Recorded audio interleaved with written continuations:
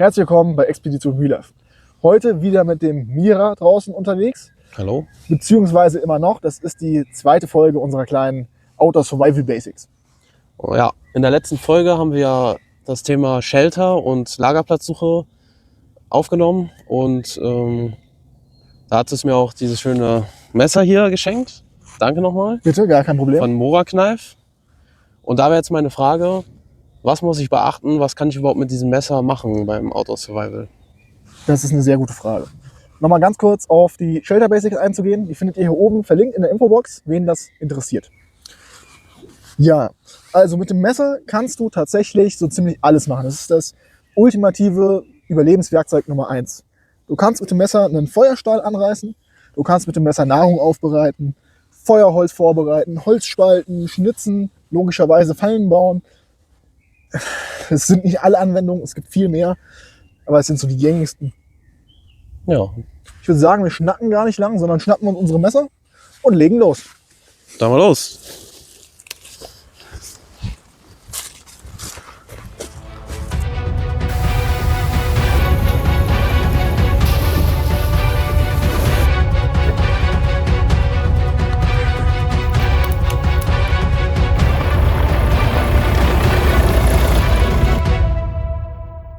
Ich gehe einen Zunderschwamm suchen.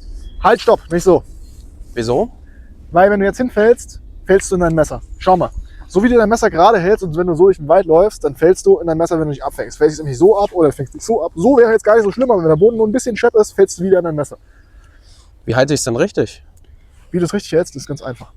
Und zwar drehst du dein Messer so rum, das sieht dann zwar so aus, als ob du irgendwen abstechen möchtest, aber wenn du jetzt fällst, fällst du dann wieder so oder du fällst so.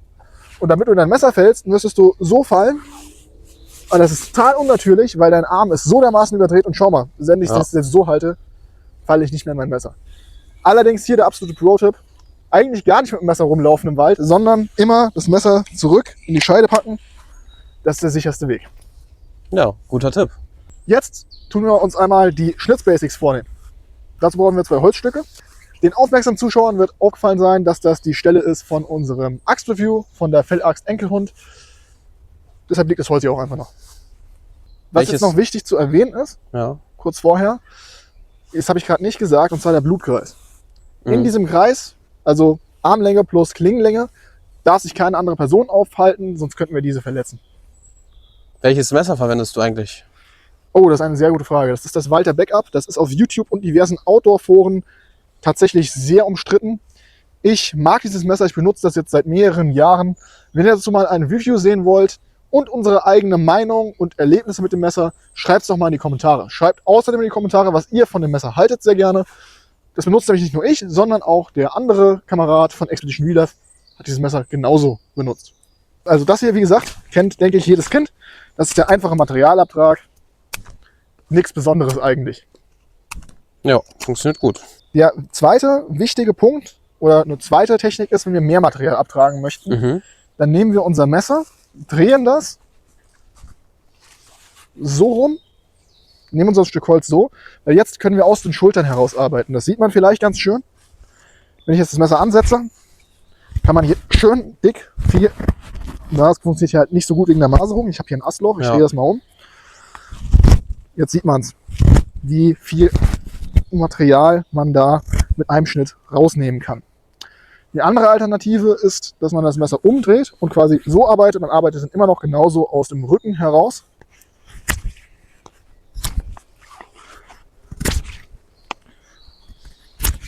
Ich mag diese Variante für mein Messer deutlich mehr.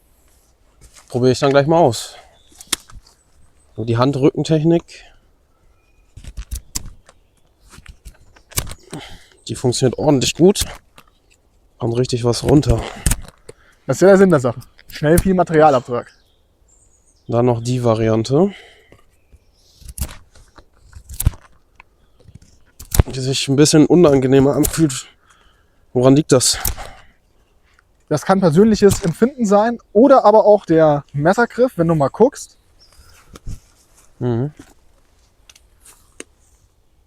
Dann sieht man, denke ich, einen deutlichen Unterschied von den Griffen. Ja. Jetzt natürlich auch die Frage, wie übergibt man ein Messer? Ich würde nämlich jetzt einfach mal mein Messer zum Testen geben. Vielleicht fühlt sich damit schon anders an. Das ist ganz einfach. Wir strecken unser Messer aus, nehmen uns unseren Daumen und unseren Zeigefinger und rotieren das Messer quasi hier in unseren Spalt rein. Mit dem Klingenrücken. Denn wenn du jetzt ziehst, kannst du mich nicht mehr verletzen. Das ist die sicherste Möglichkeit, um ein Messer zu übergeben. Dann probiere ich das gleich mal aus. Ja, da habe ich auf jeden Fall einen sicheren Halt. Das geht gut. Und den auch nochmal.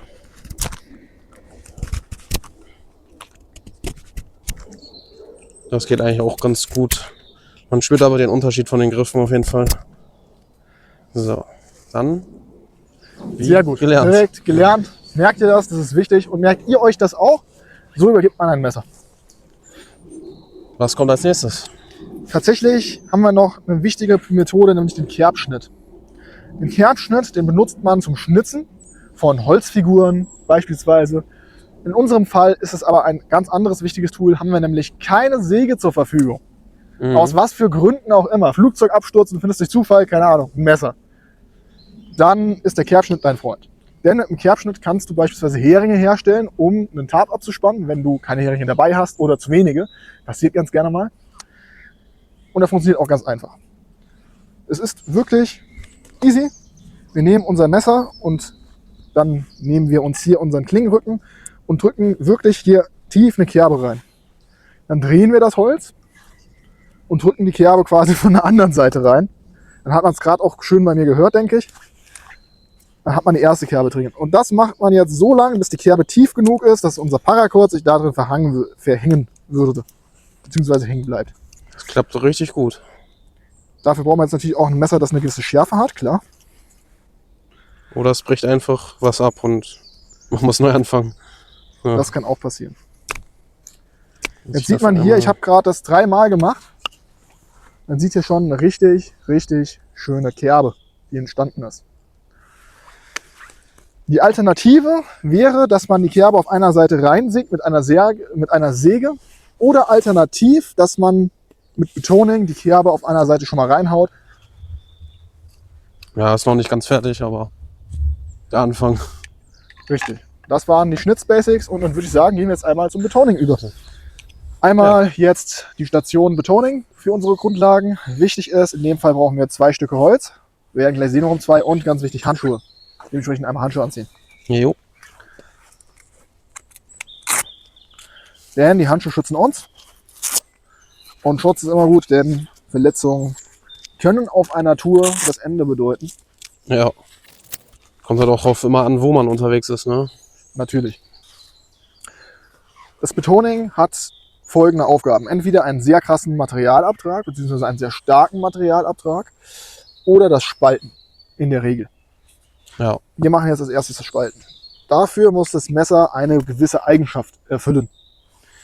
Man sieht jetzt an meinem Walther Backup beispielsweise, dass der Klingenrücken sehr dick ist. Ich habe hier einen Klingenrücken von 4,5 mm, würde ich mal behaupten. Ich weiß es nicht genau von technischen Daten, aber er müsste 4,5 mm haben. Wenn wir nebeneinander die beiden halten, dann sehen wir, dass das Moga Companion einen dünneren Rücken hat. Der Rücken ist das, was die Spaltwirkung verursacht. Ja. Diesen Klotz kriegt man trotzdem mit dem Moga Companion durch. Ich nehme mir jetzt einen anderen Klotz, das wird deiner sein. Jo.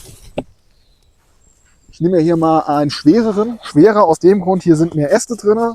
Jede Verästung ist ein Problem. Jetzt setzen wir unser Messer an, möglichst weit hinten am Klingenrücken und schlagen einfach mit dem anderen Stück Holz, dafür auch die Handschuhe, vorne auf die Klinge. Und man sieht schon, wie eine Spaltwirkung einsetzt.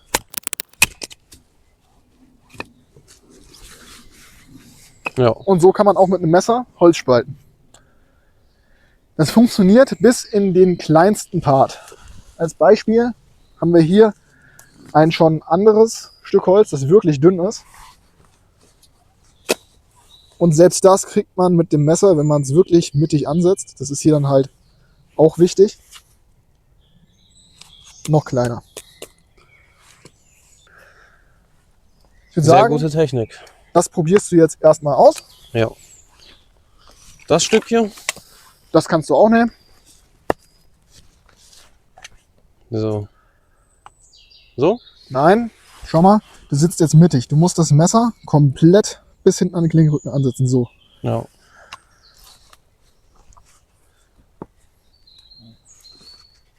dann das zweite Stück Holz und so weit wie es geht Du vorne. kannst auch am Anfang erstmal hier mittig auf die Klinge hauen, Ja, damit die aber erstmal. später musst du vorne drauf hauen. Ja, und du siehst, die Zack. Spaltwirkung setzt ein. Geht auch mit dem Mohawk Companion, wie man sieht. Und damit kannst du jetzt wirklich das sehr schön klein machen, bis auf die Größe, die du eben Kann man auch brauchst. hier quasi ansetzen, Genau. sich die Größe wählen. Du kannst es jetzt wirklich so klein machen, bis du perfektes Anzündholz hast. Ja. Ist auch meine persönliche bevorzugte Variante, um Anzündholz zu machen, anstatt mit der Axt. Ich nehme dann lieber ab einer gewissen Größe tatsächlich mein Messer, hock mich hin und betone das. Das ist für mich der schönere Weg. Ein anderer Weg beim Betoning ist, wenn man einen wirklich starken Materialertrag braucht. Dafür setzt man wieder das Messer an. Das ist jetzt hier natürlich auch ein bisschen schwierig, weil ich hier nichts habe, wo ich es gegenlehnen kann. Normalerweise, wenn man das macht, hat man eine Stütze oder einen Baumstamm, an dem man das eben umsetzt. Siehst du das? Ja, Wie tief das Messer eindringt so? Da hat man hier einen wirklich, wirklich großen Materialabtrag. Die nächste Alternative wäre wieder der Kerbschnitt, den wir vorhin schon gemacht haben. Dafür setzen wir das Messer so an und tun von oben wirklich, jetzt habe ich schon wieder Ton gesagt, ich muss das echt abgewöhnen, von oben einmal das Messer reinschlagen. das ist ja eine schnellere Variante. Natürlich, weil jetzt können wir entweder wieder mit dem Betoning von der Seite arbeiten Ja, oder wir machen es eben mit dem Kerbschnitt. In dem Fall werde ich jetzt noch auch probieren, natürlich von der Seite einmal mit dem Betoning zu arbeiten. Wir wollen es ja wirklich schnell machen. Und das ist eine Kerbe, Freunde, die ideal wäre für Holzheringe. ja. Ich würde sagen, die Kerbenmethode hier mit dem Betoning versuchst du auch nochmal. Das ist nämlich die deutlich schnellere Variante. Hast du dann hier so angesetzt, ne? Nee, ich habe zuerst das Ja. Holzstück normal hingelegt Ach ja, und von oben den Winkel reingeschlagen. ja.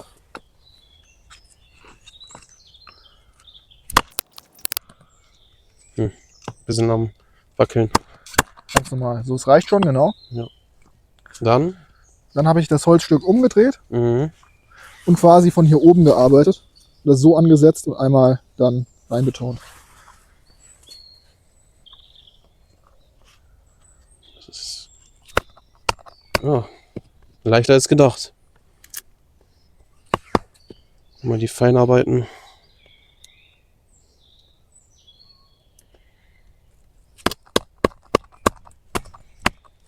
Schon zu viel. Das war jetzt schon zu viel, genau.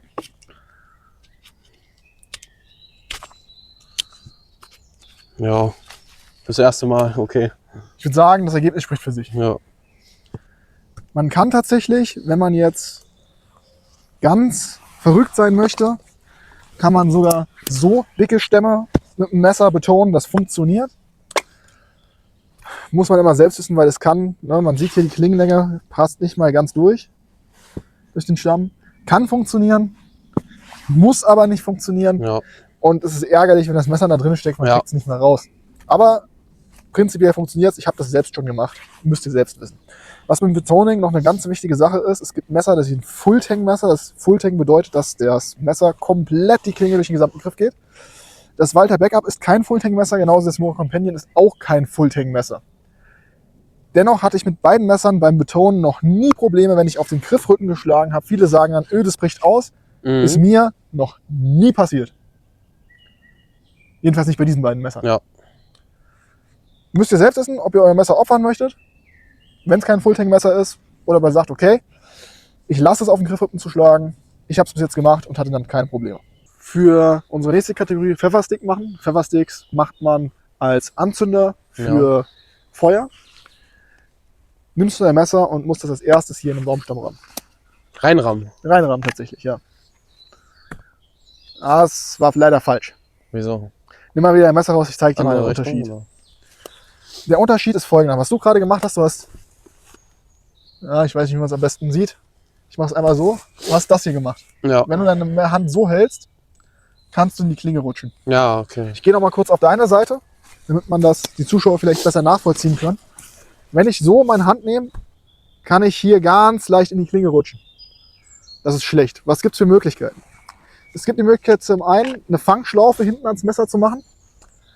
Die könnte man dann durch die Hand ziehen und dann wird die Hand gefangen und man kann einfach nicht mehr durchrutschen. Ich mag keine Fangschlaufen aus den Messern. Oder auch nicht an Äxten und auch nicht an jedem anderen Werkzeug. Wenn ihr das mögt, macht das, ist eine gute Alternative. Stattdessen nehme ich meinen Daumen, tue ihn hinten aufs Messer legen. Dann kann ich nämlich nicht mehr durchrutschen. Genau, das wäre jetzt die richtige Tiefe für Pfeffersticks. Aber jetzt ziehst du erstmal das Messer raus, ich führe das einmal vor. Pfeffersticks. Dazu nehmen wir uns ein Stück Holz, das möglichst astfrei ist. Das ist hier der Fall beispielsweise. Jetzt halten wir oben unser Messer fest, ziehen hier, tun hier möglichst weit hinten ansetzen, das ist ganz wichtig. Und tun ganz leicht hier Späne abraspeln, bis möglichst weit vorne. Das war jetzt beispielsweise ein idealer Span, aber ich bin zu weit gegangen. Pfeffersticks machen, ich sag's euch so wie es ist eine Kunst. Mit denen kann man dann ein Feuer machen, als Zunder, oder? Genau, richtig. Okay. Weißt du, woher der Name kommt? Ja, wenn man Pfeffersticks richtig macht, dann sehen die aus wie eine Feder. Tatsächlich. Also Feathersticks. Pfeffersticks, ja, richtig. Ich habe Pfeffer verstanden. Nee, Pfeffersticks. Okay. Umso schärfer das Messer, umso einfacher wahrscheinlich wieder. Ja, wichtig ist hier aber halt auch, dass man eben das entsprechend so hält, dass man keine gesamttiefe Schnittwirkung hat. Das war jetzt zum Beispiel viel zu tief. Mhm. Auch ganz wichtig ist, dass man dabei immer wieder den Ast oder das Holz, das man nimmt, eben rotiert. Nur so kann man gute Pfeffersticks erzielen. Und das ist jetzt actually sogar ein ziemlich guter Pfefferstick geworden. Wenn ich das natürlich jetzt einmal durchziehe und ums gesamte Holzstück drumherum mache, dann sieht das wirklich aus wie eine Feder tatsächlich. Da kommt der Name her. Ah, okay. So.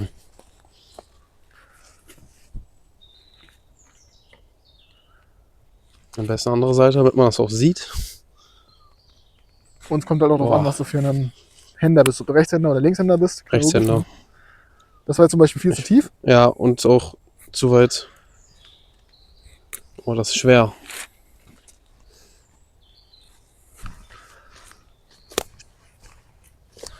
Ja, du hast zu weit vorne angesetzt. Schau mal, du musst wirklich Was? so weit wie es geht hinten ansetzen. Die Kante ist mal gut. Beispielsweise hier. Ja. Und dann bis nach vorne arbeiten. Und dann auch ganz wichtig den richtigen Winkel finden, damit du nicht zu tief schneidest.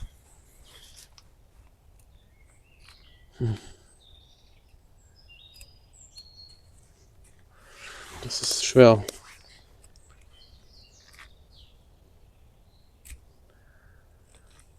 Das war zum Beispiel eine gute Locke. Denk dran, den zu rotieren. Nur so macht man gute Pfeffersticks. Ja, muss man auf jeden Fall viel üben wahrscheinlich. Auf jeden Fall. Ja. Aber hey, schaut euch das mal an. Für den ersten Versuch richtig gut. Ich habe deutlich schlimmere Pfeffersticks gemacht bei meinem ersten Versuch. So, jetzt einmal sozusagen eine Abschlussprüfung zum Thema Messer Basics. Wir haben hier einen Ast von einer Fichte. Den bearbeiten wir jetzt einmal zusammen so, dass wir 2 Heringe, Holzheringe daraus erhalten. Okay. Jetzt ist die Frage natürlich, wie packen wir das jetzt in Stücke, die wir verarbeiten können? Naja, Betoning ist die Lösung. Ja. Ich betone mir jetzt hier einen raus, dann gebe ich dir den Ast, dann betonst du dir einen raus. Das ist nämlich unsere Ausgangslage, um weiterzumachen. Ich bräuchte als erstes wieder so ein Stück Holz. Das darf ruhig ein schwereres sein. Ja. Zum Beispiel das da. Genau. Richtig schönes. Wieder das Messer schön weit nach hinten legen und ordentlich. Wir möchten ja auch quasi einmal zeigen, dass wir jetzt wirklich nur mit dem Messer arbeiten, ohne weitere Tools und dass das problemlos möglich ist. Das ist die Länge, die ich brauche für meinen Hering. Das ist mein Rohhering. Danke.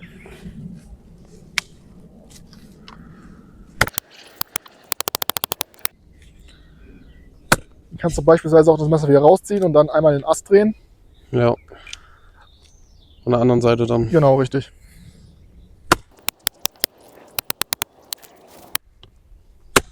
Zack. Genau, jetzt hast du auch ein schönes Rohmaterial. Damit geht es jetzt einmal weiter. Jetzt vom Betoning her. Wichtig ist allerdings, dass du jetzt möglichst dein Messer so ansetzt beim Beton Ja. und die Kerbe dann in die entgegengesetzte Richtung ausarbeitest. Ja, macht Sinn, weil sonst. Genau, weil du möchtest eine Klemmwirkung Ja. fürs Seil haben. Die gute Nachricht ist, das passiert beim Beton tatsächlich von dem Kram von ganz alleine. Genau, dementsprechend hinhocken. Wichtig, nicht zu weit oben, sonst bricht dir dein Ast durch. Wie weit betone ich denn? Das ist jetzt die alles entscheidende Frage. Es sollte nicht über die Hälfte sein. Sonst hat das Holz leider ein Problem damit und denkt sich, nee, heute nicht mit mir. Brech dann ab, gegebenenfalls, richtig. wenn Brech du dann- reinhaust. Bricht dann ab, Wahrscheinlich. richtig. Jetzt betone ich hier einmal so rein, Gerade, ja. gerade, um quasi einen wie soll ich das formulieren, um eine Vorkerbe zu erzeugen. Jetzt muss ich tatsächlich wieder hier ein bisschen tricksen. Oder alternativ gibt mir mal gerade noch ein anderes Stück. Müssen wir uns eine Unterlage bauen, danke.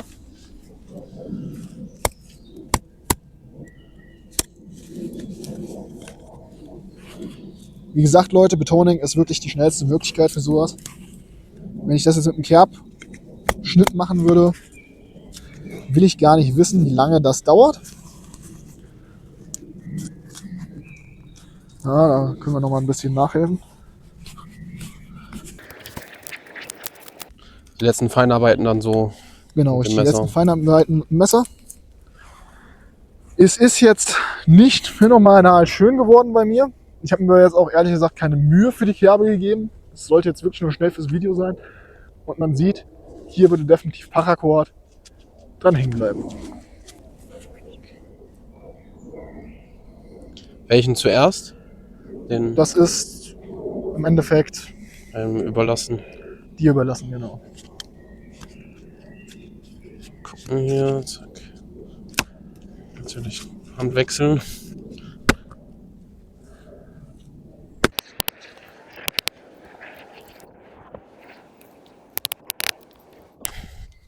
Jetzt hast du es durchgebrochen, glaube ich. Oder? Nee. Nicht. Aber jetzt musst du mal von der anderen Seite arbeiten, definitiv. Wobei. Nee, der ist sehr gut geworden. Hier, zeig ich mir die Kamera. 1A Kerbe fürs erste Mal. Allererste Mal. Wirklich, 1A Kerbe, da Ja. hält Paracord definitiv dran. Ist jetzt wirklich nur noch eine Sache zu tun für einen Hering. Was braucht ein Hering? Richtig, ein Hering braucht eine Spitze. Dementsprechend kann man jetzt entweder die Spitze ranbetonen oder normal dran schnitzen. Ich schnitze sie normal dran. Immer an den Blutkreis denken, Leute. Wichtig. Ich habe 1, 2, 3, 4, 5 Äste hinten. Ja, das ist natürlich blöd. Wenn Schnitzen zu schwer ist, denkt dran, das Betonen geht auch. Ja. Wird einfacher gehen.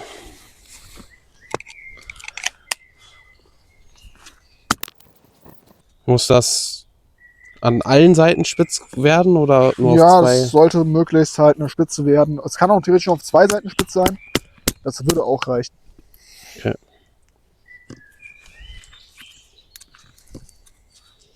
Ein Gegenstück. Fällt der immer um.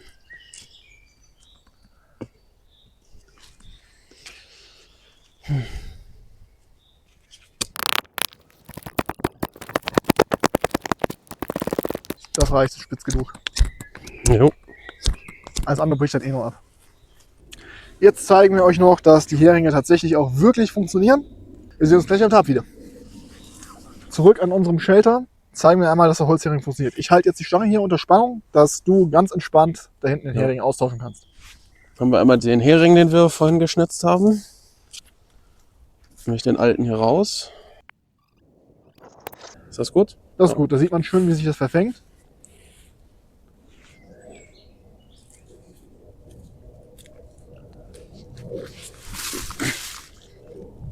Oh. Tritt da mal mit deinem Schuh drauf und so schräg. Ah, Der ist halt. So, mehr geht nicht. ja, geht nicht, aber das Aber ist reicht ganz auch. gut. Das reicht auch. Man sieht, unser Shelter steht immer noch. Wenn ich jetzt hier Da kann natürlich ich aus. die Stange noch mal ein bisschen richte, passt das. Dementsprechend Ist richtig fest. Richtig fest. Ist eine Alternative zu richtigen Hering. Das waren jetzt einmal die absoluten Messerbasics. Was würdest du sagen, bringt dich in Zukunft am meisten weiter? Also was am nützlichsten ist, finde ich, sind diese Holzheringe, die selber herzustellen. Falls man mal welche nicht dabei hat oder verloren oder kaputt gehen, kann man sich easy selber welche herstellen. Und was ich noch sehr wichtig fand, waren die Messerbasics, was Sicherheitsregeln angeht. Einmal der Abstand und wie ich das Messer zu halten habe. Absolut, da bin ich ganz auf deiner Seite. Und wenn ihr nichts verpassen wollt, Abonniert den Kanal und werdet Teil der Expedition. Eventuell nehmen wir uns jetzt einen dünneren Jo. für den nächsten Schritt. Entschuldigung für die Wackelung im Bild. Der Holzscheit ist gegen das Stativ gerollt.